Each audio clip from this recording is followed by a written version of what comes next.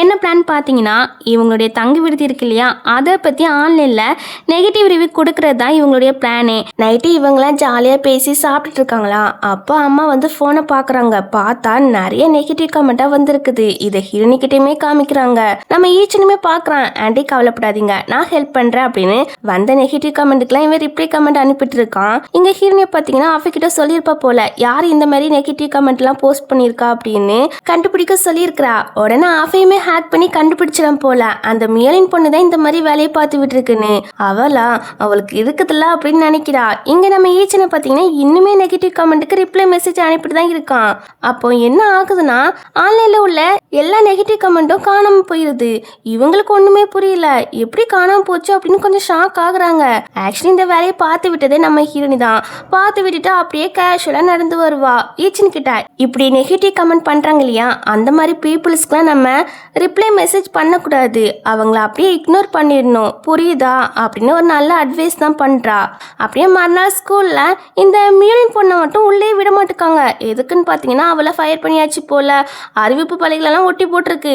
நம்ம ஹீரோனி பார்த்து விட்ட வேலை தான் அது, இவளுக்குமே தெரியுது.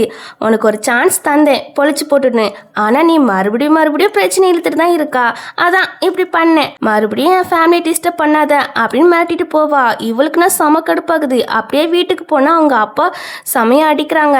எதுக்கு ஃபயர் பண்ணாங்க அப்படி சொல்லி செமையா அடிக்கிறாங்களா.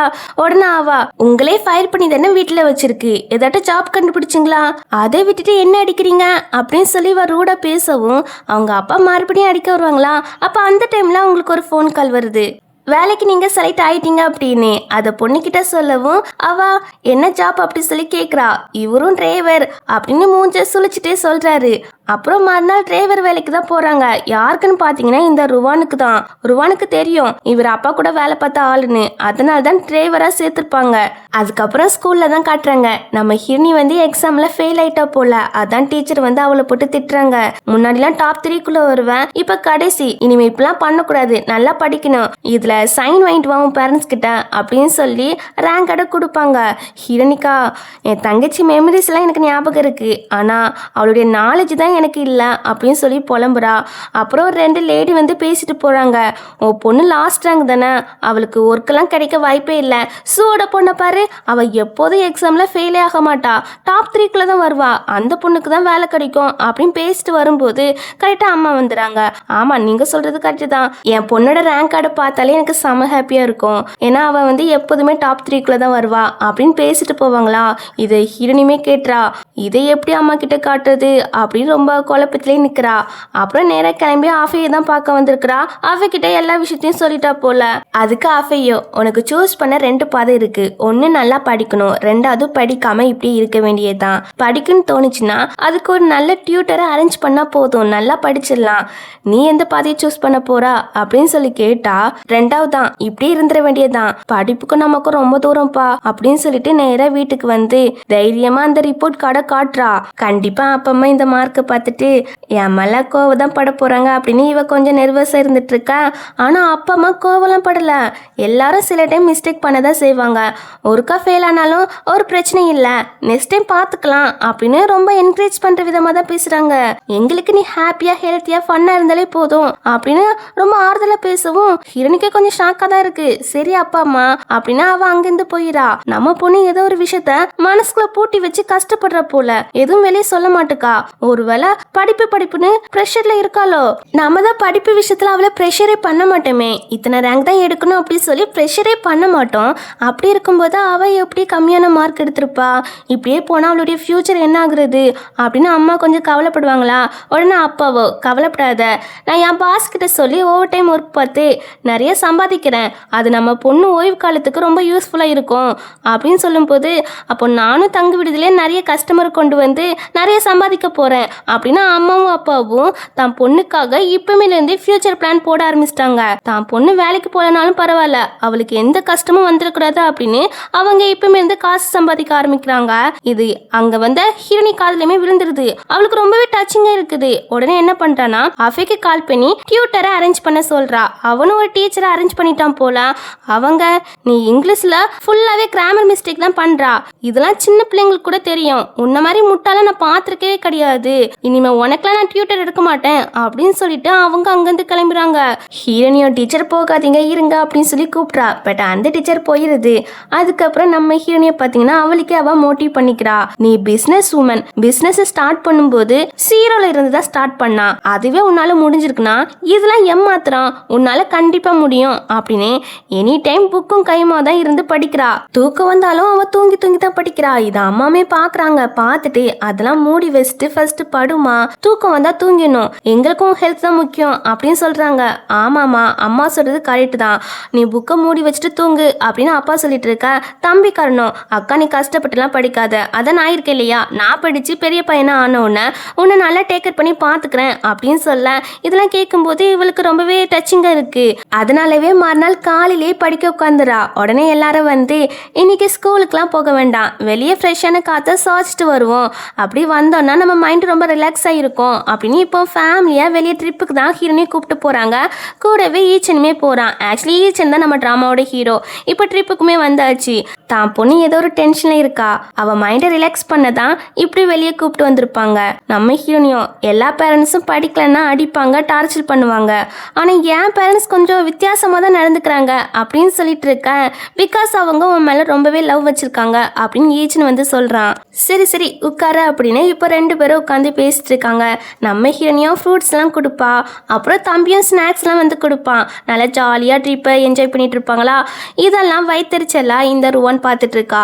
புவரான ஆளை மேரேஜ் பண்ணிக்கிட்டு ரெண்டு பிள்ளையும் பெற்றுக்கிட்டு எப்படி இவளால் சிரிக்க முடியுது, இவளால் என் வாழ்க்கையே போச்சு. அந்த சி ஃபேமிலி பையனுக்கு என்ன மேரேஜ் பண்ணி வச்சுட்டாங்க, அவ என்னை எப்போ பார்த்தாலும் அபியூஸ் பண்ணா, டார்ச்சர் பண்ணா, அதனால மிஸ்கரேஜும் ஆகிட்டு கடைசியில் அம்மா ஆகிற தகுதியும் இழந்துட்டேன் அப்படின்னு சொல்லி புலம்புறா. எனக்குமே இந்த ஃபேமிலி பிடிக்காது, இவங்களை ரிவெஞ்ச் எடுக்க தான் என்ன அப்பாயின்மெண்ட் பண்ணீங்களா அப்படின்னு சொல்லி இவர் கேட்கவும், அதுக்கெல்லாம் இல்லை, இந்த ஃபேமிலிக்கு யாரும் சீக்கிரட்டாக ஹெல்ப் பண்ணுறாங்க, பிரின்சிபல் அண்ட் உன்னை உன் பொண்ணை 3 பேரையும் ஃபைட் பண்ணியிருக்காங்க. ஸோ இதுக்கு பின்னாடி ஏதோ ஒரு பெரிய ஆள் இருக்காங்க, அந்த ஆள் யாருன்னு கண்டுபிடிக்கணும், அதுக்காக தான் உன்னை அப்பாயின்மெண்ட் பண்ணேன் அப்படின்னு சொல்லுவாங்க. ஹீரோனி இந்த கார் நிற்கிறத பார்த்துறா. ஆனால் உள்ள யார் இருக்காங்கன்னு தெரியல. உடனே அஃபேக்கு தான் மெசேஜ் பண்ணுறா, இந்த மாதிரி பிளாக் கலர் காரு எங்களை நோட்டம் விடுது என்னன்னு பாருன்னு.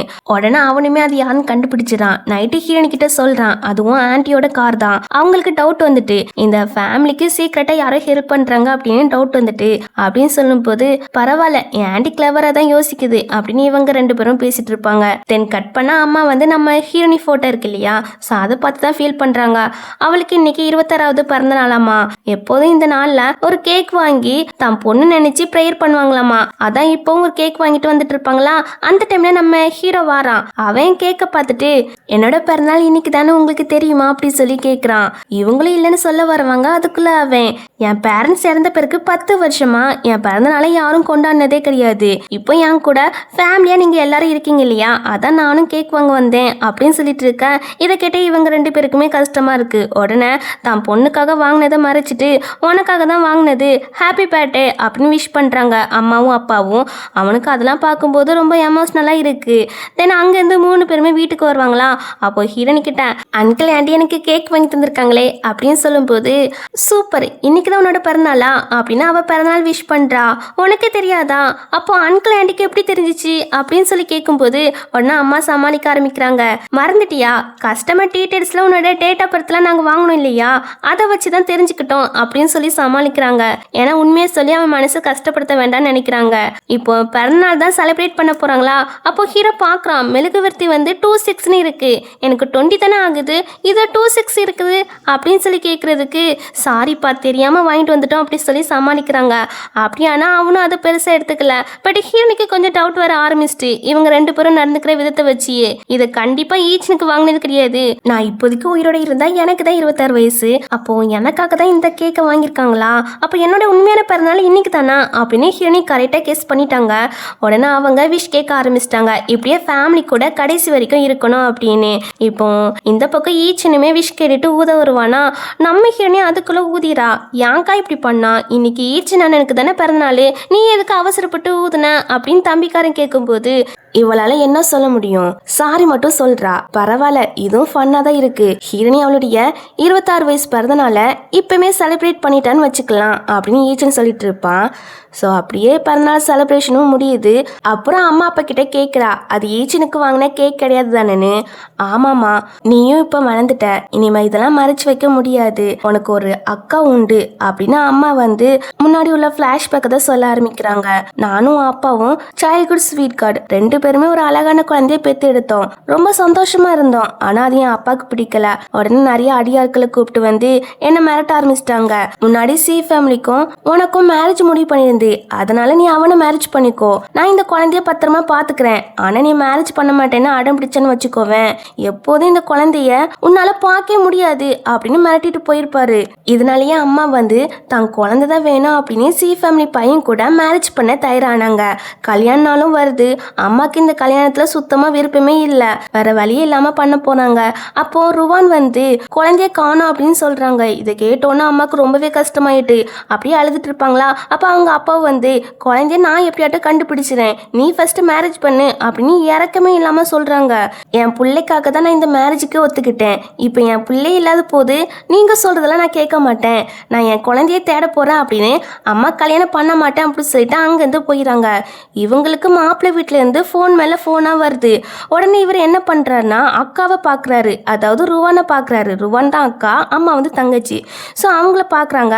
அவங்கள தான் அந்த சி ஃபேமிலிக்கு மேரேஜ் பண்ணி கொடுத்துருக்காங்க போல. அதுக்கப்புறம் அம்மாவும் அப்பாவும் குழந்தைய எல்லா இடத்துலையும் தேடி பார்த்துருக்காங்க, ஆனா கிடைக்கவே இல்லை. ஒரு கட்டத்துல குழந்தை கிடைச்சிருது. போலீஸ் ரிவருக்குள்ள ஒரு குழந்தை செத்து கிடக்குதுன்னு சொல்லியிருக்காங்க. அதனால அப்பாவும் அம்மாவும் பதட்டமா போய் பார்க்க போயிருக்காங்க. பார்த்தா அதுல ஒரு தாயத்து இருக்கு. குழந்தை பிறந்தப்போ அம்மா இந்த தாயத்தை குழந்தைகிட்ட வச்சிருப்பாங்க. ஸோ இந்த தாயத்தை பார்த்தோன்னே இது நம்ம குழந்தை தான், செத்து போயிட்டோம் அப்படின்னு ரொம்ப கதறி அழுதுருப்பாங்க. இப்போ இதெல்லாம் ஹீரோனி கிட்ட சொல்ல அவளுக்கு நல்லாவே புரியுது, நான் செத்து போயிட்டேன்னு நினைச்சுதான் என்ன தேடுறதை ஸ்டாப் பண்ணிட்டாங்கன்னு. அம்மா சொல்றாங்க என் மேலதான் தப்பு, நான் தான் ஒழுங்கா பாத்துக்கலாம் அப்படின்னு சொல்லி ரொம்பவே ஃபீல் பண்ணி அழுறாங்க. அப்பெல்லாம் இல்லம்மா அழாதீங்க அப்படின்னு ஹீரோனி சொல்லிட்டு நேராக அஃபே தான் வந்து மீட் பண்றா. என் காரணத்தை கொண்டும் என் பேரண்ட்ஸ்க்கு நான் 25 வருஷமா உயிரோட இருந்த விஷயம் தெரியக்கூடாது, தெரிஞ்சு அவங்க ரொம்பவே மனசு ஒடிஞ்சு போயிடுவாங்க, செத்த பொண்ணாவே இருக்கட்டும் அப்படின்னு சொல்வா. சரி, அப்புறம் நீங்க இன்வெஸ்டிகேஷன் பண்ண சொன்னீங்க இல்லையா, அதுல என்ன தெரிய வந்துச்சுன்னா அம்மாவோட அப்பா வீட்டில் ஒரு சர்வெண்ட் இருந்திருக்காங்க. அவங்க தான் குழந்தைய உங்க அங்கிள் கிட்ட எடுத்து கொடுத்துருக்காங்கன்னு சொல்லும் போது கண்டிப்பா இதுக்கு பின்னாடி அந்த ருவான் தான் இருந்திருப்பா. அங்கிளை பகடக்காயை யூஸ் பண்ணி ருவான் தான் குழந்தைய கடத்த சொல்லியிருப்பால இருக்கும். சரி, இன்னும் இன்வெஸ்டிகேஷன் பண்ணுங்க அப்படின்னு சொல்றா. சரின்னு இவன் ஒரு டாக்குமெண்ட்டை கொடுக்குறான். என்னன்னா அப்பா அம்மா மேரேஜ் ரிஜிஸ்டர் பண்ணதே இந்த நாள் தானா. 25 வருஷமா அவங்க பொண்ணை நினைச்சிட்டு இருந்ததால அவங்களுடைய கல்யாண நாளே மறந்துட்டாங்க. அதை செலிப்ரேட் கூட பண்ண மாட்டாங்க. அது போக அவங்களுக்கு ப்ராப்பரா வெட்டிங்குமே நடந்திருக்காது. ஏன்னா அவங்க லவ் மேரேஜ் தானே பண்ணிக்கிட்டாங்க, அதனால ப்ராப்பரா வெட்டிங்குமே நடந்திருக்காது முன்னாடி. அதனால நாம தான் அவங்களுக்கு வெட்டிங் அரேஞ்ச்மெண்டே பண்ணணும் அப்படின்னு ஹீரோனி சொல்லிட்டு அப்பா அம்மா கிட்ட வந்து பேசுறா. இப்படி உங்களுக்கு வெட்டிங்லாம் நாங்க பண்ண போறோம் அப்படின்னு. அதுக்கெல்லாம் நிறைய காசு வேணுமா, நம்ம கிட்ட அவ்வளோ காசுலாம் இல்லை, 2 பேருக்கும் ஸ்கூல் ஃபீஸ் கட்டவே காசு போதுமானதா இருக்கு, ஸோ வேண்டாம் அப்படின்னு சொல்றாங்க. உடனே ஹீரோனி என்ன பண்றான்னா வெட்டிங் பிளானர் இருப்பாங்க இல்லையா, அவங்க கிட்ட ஃப்ரீயா எல்லாம் அரேஞ்ச் பண்ணி தரோன்னு அப்பா அம்மா கிட்ட பேச சொல்றா. அவருமே வந்து சொல்றாரு, எங்க பிராண்ட்ல இருந்து உங்களை தான் செலக்ட் பண்ணியிருக்கோம், நீங்க 2 பேரும் கஷ்டப்பட்டாலும் ஒருத்தருக்கு ஒருத்தர் விட்டு கொடுக்காம இருக்கீங்க இல்லையா, அதனால நாங்க உங்களுக்கு ஃப்ரீயா வெட்டிங் அரேஞ்ச்மெண்ட்லாம் பண்ணி தரோம் அப்படின்னு சொல்லும் போது அம்மா அப்பாவுக்கு அது கேட்டோன்னே ஷாக்காக தான் இருக்கு. எங்க வச்சு வெட்டிங் அரேஞ்ச்மெண்ட்லாம் பண்ணலாம், இடத்த சூஸ் பண்ணுங்க அப்படின்னு கேட்லாக்க கொடுக்க அம்மா சொல்றாங்க, இங்க தான் தங்கு விடுதியை ஓப்பன் பண்ணி இப்போ நாங்க கொஞ்சம் முன்னேறிட்டு வரோம், எங்க ஸ்டார்டிங் பாயிண்டே இங்கிருந்து தான் தொடங்கியிருக்கு, அதனால இங்கே வச்சு வெட்டிங் அரேஞ்ச்மெண்ட்டை பண்ணிருங்க அப்படின்னு சொல்லவும் நம்ம ஹீரோனியும் அதே மாதிரியே பண்ணிருங்க அப்படின்னு கண்ணை காட்ட அந்த வெட்டிங் பிளானருமே சரி பக்காவா முடிச்சிடலாம் அப்படின்னு சொல்லிட்டு போவாங்க. நம்ம ஹீரோனி நேரா அஃபே தான் பார்க்க வந்திருக்கிறா. அவன்கிட்ட வந்து நீ தான் இந்த வெட்டிங்கோட இன்சார்ஜ், எந்த சொதப்பலும் இல்லாம பக்காவா இருக்கணும் ஓகேவா அப்படின்னு சொல்ல அவனும் சரின்னு சொல்வான். இப்படி இவங்க 2 பேரும் பேசிட்டு இருக்கிறத ருவானும் மியோலினோட அப்பாவும் பாத்துறாங்க. மியோலின் அப்பாவுக்கு அஃபே பத்தி தெரியும் இல்லையா, அதனால சொல்றாங்க இவர் வான் குரூப்போட ஹெட், இவர் இந்த ஃபேமிலிக்கு ஹெல்ப் பண்றாரு அப்படின்னு சொல்லும் போது இது வான் குரூப்போட ஹெட்டா? ஆமா, ஆனா இவங்களுக்கு முன்னாடி 25 வயசுல ஒரு பொண்ணு தான் சேர்மனா இருந்தா. அந்த பொண்ணு ஒரு அனாதை, சேரி பக்கத்துல தான் வளர்ந்தா. கஷ்டப்பட்டு வளர்ந்ததால மாஃபியா குயின் மாதிரி தான் பிஹேவ் பண்ணுவா. பாவம் சடனா ஆக்சிடென்ட்ல இறந்து போயிட்டா அப்படின்னு சொல்லும் போது இவங்களுக்கு இதை கேட்டோன்னு டவுட் வர ஆரம்பிச்சிட்டு, எது 25 வயசா, அப்போ அது சுவோட பொண்ணா இருக்குமோ அப்படின்னு. இப்ப அப்படியே கட் பண்ணா இன்னைக்கு தான் வெட்டிங் நடக்க போகுது. அம்மா அப்பாலாம் டிப் டாப்பா கிளம்பி வராங்க. இதெல்லாம் பார்க்கும்போது மற்ற நேபர்ஸுக்கெல்லாம் பொறாமையா இருக்காமா. நம்ம ஈச்சன் இருக்கான் இல்லையா, அம்மாவுக்கு பிடிச்ச கான்செப்ட்லாம் ரெடி பண்ணியிருக்கிறான். அதாவது அவர் ரொம்ப ஃபேமஸான ஐடல், ரொம்ப சூப்பராகவே பாடுவார் போல. அவர் பாடுறது அம்மாவுக்கு பிடிக்குமா. அம்மா ஒரு நாள் ஈச்சன் கிட்ட சொல்லியிருக்காங்க. அதனால ஈச்சன் வந்து அவங்க அப்பாவோட ஃப்ரெண்டு மூலமா இவரை இங்கே இன்வைட் பண்ணியிருக்கிறான். அப்படியே எல்லாரும் இவர் பாடுறதை என்ஜாய் பண்றாங்க. தென் கடைசியா வெட்டிங் தான். அப்படியே அழகா ப்ரொபோஸ் பண்ணிட்டு ப்ராமிஸ் பண்ணிட்டு ரிங் போட போவாங்களா, அந்த டைம்ல அம்மாவோட அப்பா வந்துடுறாங்க. வெட்டிங் நடக்குது, அப்பாவை இன்வைட் பண்ண வேண்டாமா அப்படின்னு சொல்லிட்டு வந்து நிற்கிறாங்க. அம்மாலாம் இவர் எதுக்கிட்ட இங்கே வந்தாரு அப்படிங்கிற மாதிரி தான் பார்த்துட்டு இருக்காங்க. உடனே ருவானோ, நான் தான் அப்பாவை இன்வைட் பண்ணேன், பழச மறந்துடுவோம், இனிமே நாமளாம் ஒரே ஃபேமிலியாக இருப்போம்னு சொல்ல நடிச்சதெல்லாம் காணும், நீங்கள் இப்போ இங்கே பிரச்சனை பண்ண தானே வந்திருக்கீங்க அப்படி ஹிரணி சொல்லும்போது, பெரியவங்க பேசும்போது சின்னவங்க இடையில பேசக்கூடாது, அந்த மேனஸ் கூட உனக்கு தெரியாதா அப்படின்னா அப்பா திட்ட, மேனஸை பற்றி நீங்கள் பேசாதீங்க அப்படின்னு அம்மா சொல்லும்போது, எனக்கு தெரியுது நீ கோவத்தில் இருக்கான்னு, ஆனால் நாம பழசெல்லாம் மறந்துடுவோம், உனக்கு நம்ம வீட்டுக்கு வரணும்னு தோணுச்சுன்னா எப்போனாலும் வா, உனக்காக எப்போதும் அந்த வாசல் திறந்தே இருக்கும் அப்படின்னு சொல்லிட்டு எல்லார்கிட்டையும் சூவும் என்னோட பொண்ணு தான் அப்படின்னு சொல்லி அனௌன்ஸ் பண்றாங்க. இவர் இப்படிலாம் பாசமா நடந்துக்கிற மாட்டாரே, இதுக்கு பின்னாடி ஏதோ சம்திங் இருக்குது அப்படின்னு நம்ம ஹீரோனிக்கு நல்லாவே தெரியுது. அப்போ ரிப்போர்ட்டர்ஸ் எல்லாம் வந்து அம்மா கிட்ட, உங்க சொந்த பொண்ணு வான் குரூப்போட சேர்மனாமே, அவங்க இவ்வளவு தூரம் முன்னேறி இருக்காங்களா, அதை நினைச்சு உங்களுக்கு பெருமையா இருக்கா அப்படின்னு கொஸ்டின் மேல கொஸ்டினை கேட்க அம்மாவுக்கு ஒண்ணுமே புரியல. அந்த டைம்ல ஆஃபே வந்துடுறான். வந்து சாரி அக்கா, சடனா இந்த நியூஸ் வந்து லீக் ஆயிட்டு என்னால ஸ்டாப் பண்ண முடியல அப்படின்னு ஆஃபே வருத்தப்பட்டு சொல்லவும் அம்மாக்கு இன்னுமே புரியல. உடனே ருவான் தான், உனக்கு இன்னுமே புரியலையா, உன் பொண்ணு சாகல, ரொம்ப கஷ்டப்பட்டு அவளுக்குன்னு ஒரு சாம்ராஜ்யத்தையே உருவாக்கி வச்சிருக்கிறா, அவ தான் வான் குரூப்போட பவுண்டர் அப்படின்னு சொல்லும் போது, அப்படியா என் பொண்ணு இப்ப எங்க அப்படின்னு சந்தோஷத்துல கேட்பாங்களா ரிப்போர்ட்டர்ஸ்லாம். அவங்க 6 மாசத்துக்கு முன்னாடியே இறந்து போயிட்டாங்க, உங்களுக்கு தெரியாதா அப்படி சொல்லும் போது, இது இறந்து போயிட்டாளா அப்படின்னா அம்மாக்கு ரொம்பவே கஷ்டமா இருக்கு. பாவம் என் பொண்ணு 25 வருஷமா தனியாவே இருந்திருக்கிறா, அதுவும் எங்க ஏஜ்லயே இறந்து போயிட்டா அப்படின்னா அம்மா ரொம்ப எமோஷனல் ஆகுறாங்க. சாரி என் மேலதான் தப்பு, குழந்தைய தேடும் போது நானும் உன் கூட இருந்திருக்கணும் அப்படின்னு இவங்க நல்லவங்க மாதிரி பேசுறாங்க. ஹீரோனிக்கு இவங்க பேச பேச சமக்க வருது. அவ இந்த விஷயத்த மூடி மறைச்சலாம், அவங்க பேரண்ட்ஸ்க்கு தெரிஞ்ச கஷ்டப்படுவாங்க அப்படின்னு மூடி மறைச்சலான்னு பாத்திருப்பா. பட் இந்த ருவான் தான் இந்த மாதிரி நியூஸை பரப்பி விட்டுருக்கான்னு நம்ம ஹீரோனிக்கு நல்லாவே தெரியுது. அதனால பொழிச்சுன்னு கண்ணத்திலே 2 அறை விடுறா.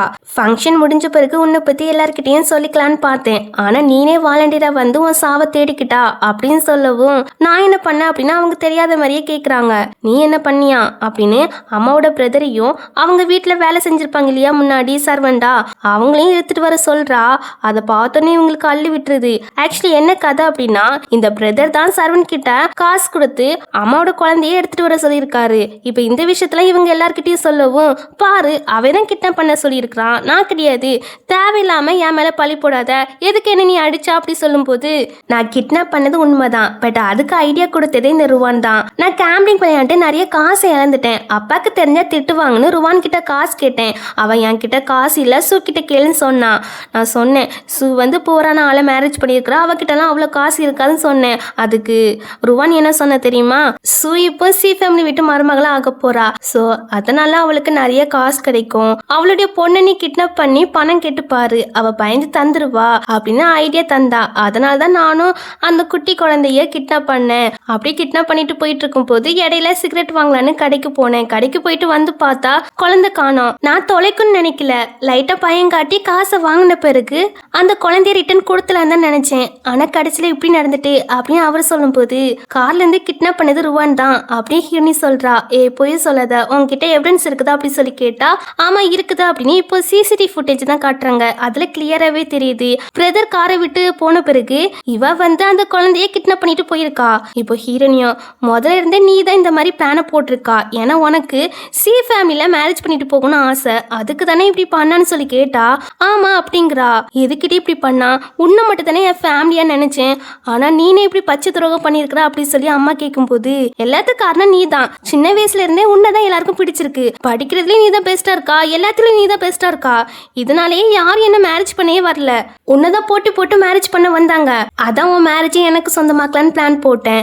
ஆனால் எனக்கு அந்த மேரேஜ் வாழ்க்கையும் நல்லா அமையல, எல்லாத்துக்கானும் நீ தாண்டி அப்படின்னு அம்மாவை ப்ளேம் பண்ணிட்டு இருக்க. அதுக்கு என் குழந்தை என்ன பாவம் பண்ணிச்சு அப்படின்னு அம்மா அவங்கள போட்டு செமையா அடிக்கிறாங்க. அப்புறம் 3 பேருமே போலீஸ் ஸ்டேஷனில் ஒப்படைக்க சொல்லியாச்சு. ஏன்னா 3 பேருமே தப்பு பண்ணியிருக்காங்க இல்லையா, அதனால 3 பேர்த்தையும் போலீஸில் ஒப்படைக்க சொல்லியாச்சு.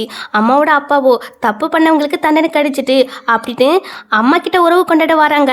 ஆனால் அம்மாவோ உங்கள் உறவுலாம் எனக்கு வேண்டாம், நீங்கள் என் அப்பாவே கிடையாது, உங்களால் தான் என் பொண்ணு இல்லாமல் போயிட்டா, அன்னைக்கு மட்டும் என் குழந்தைய பிரித்து கூப்பிட்டு போகாமல் இருந்திருந்தா இந்த நிலைமையே வந்திருக்காது, எல்லாத்துக்கானும் நீங்கள் தான், பேசாமல் கிளம்புங்க அப்படின்னு அம்மா நல்லாவே திட்டுறாங்க. ஆனா அவர் அதுக்கெல்லாம் கவலைப்பட்ட மாதிரி தெரியல. உனக்கு என் கூட பேச விருப்பம் இல்லைன்னா போ, அதை பத்திலாம் எனக்கு கவலை இல்லை, என் பேத்தி வான் குரூப்போட பவுண்டர், இனிமே அது சூ ஃபேமிலிக்கு தான் சொந்தம் அப்படின்னு உறவு கொண்டாடிட்டு வராரு. கிழவனுக்கு எவ்வளவு கொழுப்பு பாரு. பொண்ணு பேசலனாலும் பரவாயில்லையா, ஆனா பேத்தியோட சொத்து மட்டும் வேணுமா அப்படின்னு ஈச்சன் சொல்லும் போது அப்பா அம்மா இல்லாத நாய்களுக்கெல்லாம் பேச தகுதியே கிடையாது அப்படின்னு இவர் ஓவரா பேச ஹீரோனி அவரை செமையா அடிச்சிடா. முன்னாடியும் சரி இப்பவும் சரி அவர் பணத்துக்கு பின்னாடி தானே ஓடுறாரு, அது இவங்க எல்லாருக்கும் கிளியரா தெரியுது. இவர் கடைசி வரைக்கும் திருந்த மாட்டாரு, இனிமே இவர் இந்த சிட்டிலே இருக்கக்கூடாது, வெளியே தூக்கி போடுங்க அப்படின்னு நம்ம ஹீரோனி சொல்லிடுறா. உடனே அவங்கள வெளியே பிடிச்சு கூப்பிட்டு போறாங்க. அம்மாவும் அப்பாவும் தான் தன்னோட பொண்ணை நினைச்சு ரொம்பவே கவலைப்படுறாங்க. அதுக்கப்புறம் வெட்டிங் வந்திருப்பாங்க இல்லையா கெஸ்ட்லாம், அவங்கெல்லாம் ஒவ்வொருத்தரா கிளம்புறாங்க. அப்போ அஃபியோ வந்து சொல்றான், என் பாஸ் உங்களை பல இடங்கள்ல தேடிட்டு தான் இருந்தாங்க, பட் அவங்க எப்போதும் உங்களை பிளேம் பண்ணதே கிடையாது. அவங்களுக்கு ஒரே ஒரு வருத்தம்னா அவங்க சாகிறதுக்கு முன்னாடி அவங்க பேரண்ட்ஸை கண்டுபிடிக்க முடியல இல்லையா, அந்த ஒரு வருத்தம் தான் அப்படின்னு சொல்லிட்டு நம்ம ஹீரோனோட போட்டோவை கொடுக்குறான் அம்மா அப்பா கிட்ட. அதை பார்த்துட்டு அவங்களுக்கு ரொம்பவே கஷ்டமா இருக்கு, அழவே ஆரம்பிச்சிட்டாங்க. இவங்க ஒரு பக்கம் அழுதுட்டு இருப்பாங்களா, அதை பார்த்துட்டு நம்ம ஹீரோனியும் ஃபீல் பண்ணி அழுதுட்டு இருப்பா. ஈச்சனுக்குமே அழுக வந்துட்டு அஃபிக்குமே அழுக வந்துட்டு அவனும் அழுதுட்டு அப்படியே ஃபீல் பண்ணிட்டு அங்கிருந்து போயிடுவான். இப்படி ஒரு எமோஷனல் மூமெண்ட் தான் அங்க போயிட்டு இருக்கோம். இப்படியே கட் பண்ண கொஞ்ச நாள் போகுது. நம்ம ஹீரோனிக்கும் ஈச்சனுக்கும் இன்னைக்கு தான் கிராஜுவேஷன் செரிமனி. அப்பாவும் அம்மாவும் டிப் டாப்பா கிளம்பி வந்திருக்காங்க. ஈச்சன் வந்து போட்டோஸ் எடுக்கிறதுக்காக கேமராலாம் கொண்டு வந்திருப்பான் போல. அதுல பார்த்தா நம்ம ஹீரோனி போட்டோ தான் நிறைய எடுத்து வச்சிருக்கான். அதை பார்த்து தம்பியோ, அண்ணா என் அக்கா போட்டோ தான் நிறைய இருக்கு, எதுக்கு அப்படி சொல்லி கேட்டா, அப்பலாம் இல்ல கண்டபடியா பேசாத அப்படி சொல்லி அவனை வாய் மூட சொல்றான். அந்த டைம்ல நம்ம ஹீரோனி வந்துடா. அவ எல்லாத்தையுமே கேட்டுறா, என்ன என் மேல லவ் அப்படி சொல்லி கேட்கும்போது அப்பெல்லாம் இல்லையா அப்படி சொல்லி இவன் சமாளிக்கிறான். பட் இவனுக்கு நம்ம ஹீரோனே ரொம்பவே பிடிக்கும், லவ் உண்டு. ஆனா ஹீரோனி கிட்ட சொல்ல தயங்குறான் போல. அப்படியா நான் கேமராவை பாக்குறேன் அப்படின்னு இவ கேமராவை பாக்குறா. பார்த்தா ஏகப்பட்ட போட்டோஸ் ஹீரோனியை தான் எடுத்து வச்சிருக்கான் வளைச்சி. டே இதுக்கே நிறைய டைம் ஸ்பெண்ட் பண்ணிருப்ப போல, ஆனா லவ் இருக்கான்னு கேட்டா இல்லைன்னு சொல்லி சமாளிக்கிறான். என்ன அப்படியே ஹீரோனி கேட்கும் போது இவனுக்கு என்ன சொல்லனே தெரியல, வசமா மாட்டிக்கிட்டோமா அப்படின்னு திருன்னு முழிச்சிட்டு இருப்பான். அதுக்கப்புறம் அப்பா வந்து ஹீரோனி கிட்ட சொல்றாங்க, அவங்கள வான் குரூப்போட வைஸ் பிரசிடெண்டா இருக்க சொல்லியிருப்பாங்க போல. பட் அப்பா அது வேண்டான்னு சொல்லிட்டு வந்துட்டாங்களாமா. அதை ஹீரோனி கிட்ட சொல்லும் போது எதுக்குப்பா அப்படின்னு ஹீரோனி கேட்குறா. இல்லை என் பிள்ளைக்கு நான் ஒரு நாள் கூட சாப்பாடே போட்டது கிடையாது, அப்படி இருக்கும்போது அவ சொத்தை அனுபவிக்க நான் ஒருத்தே கிடையாது, அது என் மனசு கிடந்து எப்போதும் உறுத்திட்டே இருக்கும். நானே என் உழைப்பில் முன்னேறி இந்த இடத்துக்கு வந்தால் தான் எனக்கு மன நிம்மதியாகவே இருக்கும் அப்படின்னு சொல்லும்போது சரிப்பா அப்படின்னு இப்போ ஃபேமிலியாக சேர்ந்து ஃபோட்டோ எடுக்கிறாங்க. அப்போ ஹீரோனி சொல்கிறா, அப்பா அம்மா நேற்று அக்கா என் கனவுல வந்தாங்க, அவங்கள நினச்சி நீங்கள் கவலைப்பட வேண்டாமா, அடுத்த ஜென்மத்திலையும் அவங்க உங்களுக்கு மகளை பிறக்க தான் ஆசையாக இருக்காமா அப்படின்னு சொன்னாங்கன்னு சொல்லும்போது அப்படியானா அவங்களுக்கு கொஞ்சம் சந்தோஷமாக இருக்குது. அப்பா அம்மா அவங்க பொண்ணை நினச்சி கவலைப்பட்டு இருந்திருப்பாங்க இல்லையா, ஸோ அவங்களாம் ஆறுதல்படுத்துகிற விதமாக தான் ஹீரோனி இப்படி சொல்லியிருப்பா. அப்போ டீச்சரோ ஃபோட்டோஸ்லாம் எடுத்தாச்சு அப்படி சொல்லி கேட்கும்போது இல்லை இன்னும் எடுத்து முடிக்கல, டே ஈச்சன் அங்கே எதுக்கிட்ட நிற்கிறா, இங்கே வா நம்மளாம் ஒரே ஃபேமிலி அப்படி ஹீரோனி கூப்பிடும்போது ஆமாம் நானும் அன்களும் பல தடவை சொல்லியிருக்கோம்ல நாமெல்லாம் ஒரே ஃபேமிலின்னு, பின்ன நீ எதுக்கு அங்கே போய் நிற்கிறா வா அப்படி சொல்லி இப்போ ஃபேமிலியாக ஈச்சனு கூட சேர்ந்து ஃபோட்டோ எடுத்துக்கிறாங்க. ஸோ இப்படி ஒரு எண்டிங்கில் தான் ட்ராமாவே கம்ப்ளீட் ஆகுது. நம்ம ஹீரோவும் ஹீரோனையும் லவ்வர் சொல்லிக்கிடவே இல்லை கடைசி வரைக்கும். சொல்லியிருந்தா சூப்பராக இருந்திருக்கும், பட் சொல்லாமலே முடிச்சிட்டாங்க. நம்மளே எடுத்துக்கிட வேண்டியதான், ஃபியூச்சரில் இவங்க 2 பேரும் சேர்ந்துருவாங்க அப்படின்னு. சரி இந்த ட்ராமா எப்படி இருந்துச்சுன்னு கீழே கமெண்ட் பண்ணிடுங்க. அடுத்த ஒரு நல்ல ட்ராமாவில் பார்ப்போம். Bye by.